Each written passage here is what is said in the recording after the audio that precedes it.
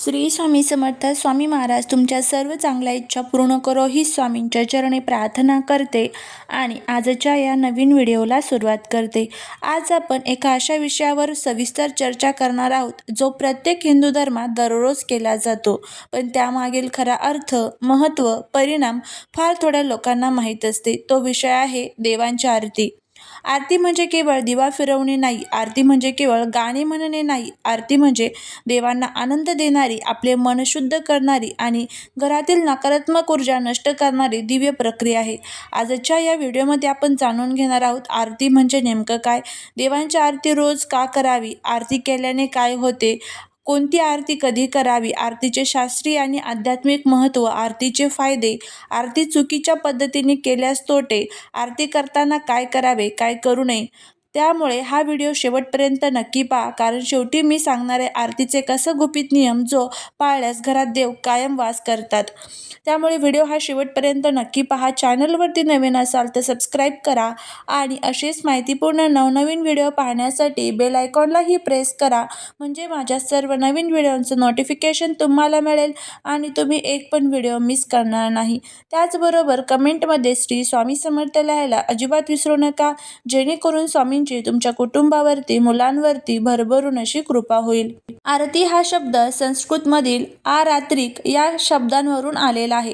आरात्रिक म्हणजे काय, तर अंधार दूर करून प्रकाश देणारी क्रिया, म्हणजेच बाह्य अंधार नाहीसा करणे, अंतर्मनातील अज्ञान दूर करणे, देवांच्या तेजाचा अनुभव घेणे. आरती करताना आपण जो दिवा पेटवतो तो दिवा म्हणजे ज्ञानाचा प्रकाश, सकारात्मक ऊर्जेचा स्रोत, देवांशी थेट संपर्क साधण्याचे माध्यम. देवांची आरती रोज का करावी, जसे आपल्याला रोज अन्न लागते, जसे शरीराला रोज आंघोळ लागते, तसेच आत्म्याला रोज आरतीची गरज असते. रोज आरती करण्यामागील कारणे काय आहेत, तर घरातील वातावरण शुद्ध होते, नकारात्मक शक्ती दूर पळतात, देवांचा वास घरात टिकून राहतो, कुटुंबातील कलह कमी होतात, मानसिक शांतता मिळते, घरात लक्ष्मीचा वास निर्माण होतो. शास्त्रात सांगितले आहे, ज्या घरात रोज आरती होते त्या घरात दारिद्र्य थांबत नाही. आरती केल्याने नेमके काय होते, सकारात्मक ऊर्जा वाढते. आरतीतील दिव्याच्या ज्योतीमुळे वातावरणात सात्विक लहरी निर्माण होतात, मन शांत होते. आरतीतील शब्द, ताल आणि सूर मेंदूवर थेट परिणाम करतात, तणाव कमी करतात, चिंता नष्ट करतात, देवांच्या भावनिक नातं निर्माण होतं, पितृदोष, वास्तुदोष कमी होतो. नियमित आरती केल्यामुळे अदृश्य अडथळे दूर होतात, पितर तृप्त होतात, संकटांपासून संरक्षण मिळते. आरती करणाऱ्याच्या घरावर संकट, उंबरठा ओलांडत नाहीत. कोणती आरती कधी करायची असते, सकाळची आरती असते, काकड आरती असते, गणपतीची आरती असते, देवीची आरती असते. दिवसाची सुरुवात सात्विक होते. संध्याकाळी महत्त्वाची म्हणजे आरती चुकू नये, कारण संध्याकाळी नकारात्मक शक्ती सक्रिय होतात, दिवा लावल्याने त्या नष्ट होतात. रात्रीची आरती ही शांत मनाने करावी, घरातील वातावरण स्थिर होते. देवानुसार आरती केली जाते. गणपतीची आरती मग तुम्ही सुखकर्ता दुःखहर्ता करू शकता, अडथळे दूर होतात, बुद्धी वाढते. देवीची आरती जी आहे तर ती दुर्गे दुर्गट भारी करा, यामुळे घरातील नकारात्मकता नष्ट होते. शिव आरती करा, लवलवती विक्राळा, जे आरोग्य सुधारते. आरतीचे फायदे, घरात सुख समृद्धी वाढवते, आजारपण कमी होते, मुलांची बुद्धी वाढते, व्यवसायात यश मिळते, वैवाहिक जीवन सुधारते, वाईट स्वप्न थांबतात, भीती कमी होते. जर तुम्हाला कोणतीच आरती येत नसेल, जे कोणते तुमचे गुरु असेल, आता बघा आपल्या सर्वांचेच गुरु आहेत श्री स्वामी समर्थ महाराज, तर त्यांची आरती रोज तुम्ही सकाळ संध्याकाळ केली तरी चालू शकते. जर रोज तुम्हाला वेगवेगळ्या देवांची आरती करणं शक्य नसेल तर सोमवार असेल तर तुम्ही महादेवांची आरती करा, मंगळवारी तुम्ही देवीची आरती करा, बुधवारी गणपती बाप्पांची आरती करा, गुरुवारी स्वामींची आरती करा, शुक्रवारी तुम्ही माता लक्ष्मीची आणि भगवान विष्णूंची आरती करा, शनिवारी तुम्ही रामाची आरती करा आणि रविवारी तुम्ही खंडोबाची आरती करा. अशा पद्धतीने देखील आरत्या करू शकतात. पण जर तुम्हाला शक्य नसेल रोज या वेगवेगळ्या आरत्या करणं, तर फक्त तुम्ही आपल्या स्वामींची रोज आरती केली तरी सुद्धा चालू शकते. किंवा तुमचे गुरु जे असेल, मग काहींचे गुरु गजानन महाराज असतात, काहींचे गुरु शिर्डीचे साईबाबा असतात, तर त्या गुरूंची आरती जरी तुम्ही रोज केली तरी सुद्धा चालू शकते. आरती केल्याचे कोणते तोटे आपल्याला भेटतात, ज्यावेळेस आपण चुकीच्या पद्धतीने आरती करतो त्यावेळेस चुकीच्या पद्धतीने आरती केल्यास तोटेही होतात. मन नसताना आरती केली तर देव अप्रसन्न होतात. रागात आरती केली तर नकारात्मक ऊर्जा वाढते. दिवा विझून आरती केली तर अशुभ मानले जाते. आरती अर्धवट सोडणे कार्यात अडथळे येतात. आरती करताना काय करावे? स्वच्छ कपडे घालावेत, मन शांत ठेवावे, दिवा नीट पेटवावा, आरती पूर्ण म्हणावी, कुटुंबासोबत करावी. आरती करताना काय करू नये? मोबाईल हातात ठेवू नये, हसत खेळत आरती करू नये, पाठीमागे फिरू नये, पाय पसरून बसू नये, चपला घालून आरती करू नये. आरतीचे गुपित नियम आहेत. आरती झाल्यानंतर थोडा वेळ शांत उभे राहा, डोळे बंद करून देवांचे आभार माना. हे केल्याने देवांची ऊर्जा शरीरात प्रवेश करते, मनोकामना लवकर पूर्ण होतात.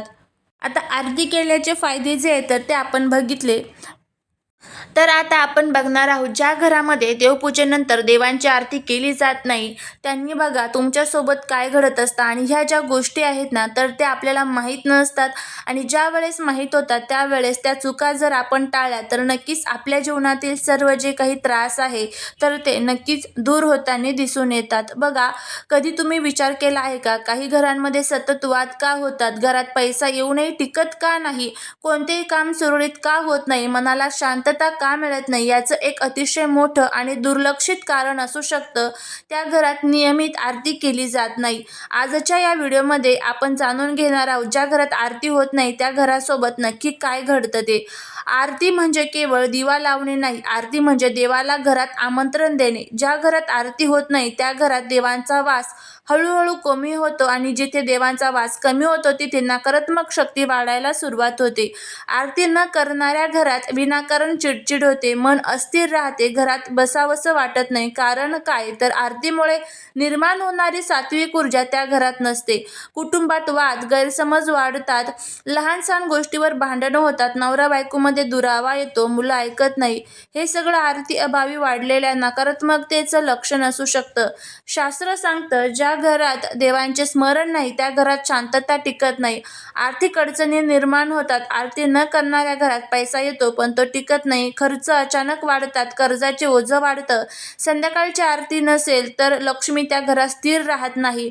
खूप लोक सांगतात रात्री झोप लागत नाही, वाईट स्वप्न पडतात, घरात एकटं वाटायला भीती वाटते. संध्याकाळी दिवा व आरती नसेल तर नकारात्मक शक्ती सक्रिय होतात.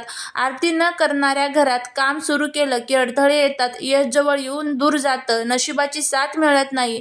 त्या काय कारण आहे? तर गणपतीची आरती नसल्यामुळे विघ्नहर्त्याचं संरक्षण मिळत नाही. शास्त्र काय सांगतं? तर संध्याकाळी दिवा आणि आरती न करणारे घर हळूहळू तेज हरवते. आरती म्हणजे घराचं कवच, घराची ढाल, घराचं आध्यात्मिक संरक्षण. त्यामुळे शक्य असेल तर रोज आपल्याला सकाळ संध्याकाळ आरती करायची आहे. पण जर तुम्हाला सकाळी शक्य नसेल तर तुम्ही संध्याकाळी करा, संध्याकाळी शक्य नसेल तर सकाळी करा. पण एक टाईम आपल्या घरामध्ये देवांची आरती जी आहे तर ती झालीच पाहिजे. तरच आपल्याला जे काही फायदे आहेत तर ते होत असतात आणि आपल्या घराची प्रगती जी आहे तर ती सुरू होत असते. रोज संध्याकाळी दिवा लावा, किमान 5 मिनिटं देवांचं नामस्मरण करा, आरती करा, मनापासून देवांना नमस्कार करा. एवढ्या केल्यानेही घरातील वातावरण बदलायला सुरुवात होते. आरती म्हणजे बंधन नाही, आरती म्हणजे देवांशी जोडलेलं नातं आहे. आज जर तुम्ही आरती टाळत असाल तर देव तुमच्यापासून दूर जात नाहीत, पण तुमचं घर देवांच्या ऊर्जेपासून दूर जातं. आजच ठरवा, माझ्या घरात रोज आरती होणारच. रोज घरामध्ये आरती करा आणि बघा किती चमत्कार तुमच्या जीवनात घडतील. झालेली सेवा ही महाराजांच्या चरणी रुजू करते. जर तुम्हाला हा व्हिडिओ आवडला असेल तर लाईक, शेअर आणि सबस्क्राईब करायला विसरू नका. भेटूया पुढच्या एका छानशा नवीन व्हिडिओत एका नवीन माहितीसोबत. श्री स्वामी समर्थ.